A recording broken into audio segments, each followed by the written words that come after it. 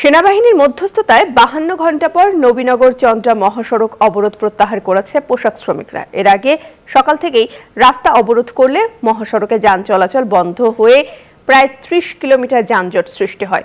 অবশেষে শুরু হয়েছে যান চলাচল।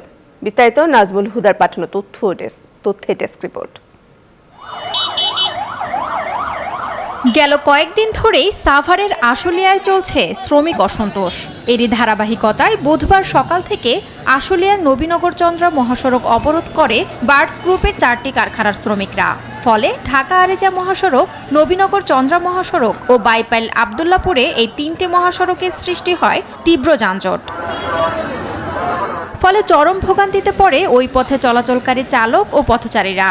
3টা দিন এখানে বসা, খাওয়া নাই, গোসল নাই, ঘুম নাই, কিছু নাই, এইভাবে বসা রাস্তায়। গার্মেন্টস শ্রমিকরা আন্দোলন করতেছে, ওনারা তো মনে করেন যে ওনাদের মতো চলতেছে রাস্তা বন্ধ করে, কিন্তু আমাদের ড্রাইভারদের তো হয়ে গেছে মুসিবত, কারণ আমরা না পারতেছি এদিক যাইতে, না পারতেছি ওদিক যাইতে। পরে সেনাবাহিনী ও পুলিশের সমঝোতায় প্রায় 52 ঘণ্টা পর যান চলাচল স্বাভাবিক হয়।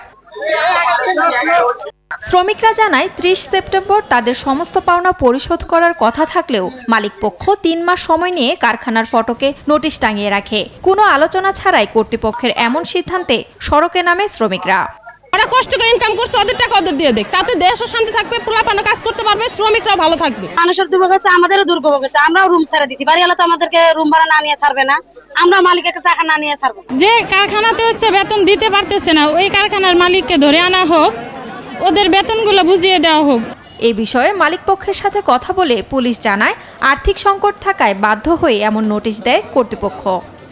যারা যারা ক্ষতিগ্রস্ত হচ্ছে তারা সহ আমরা যদি তাদেরকে বারবার বোঝানোর চেষ্টা করি, যার ফলে যদি না হয় তাহলে আমাদের আইনগত ব্যবস্থা আমরা যাব।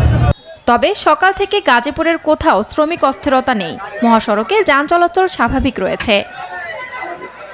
Desk report, news 24।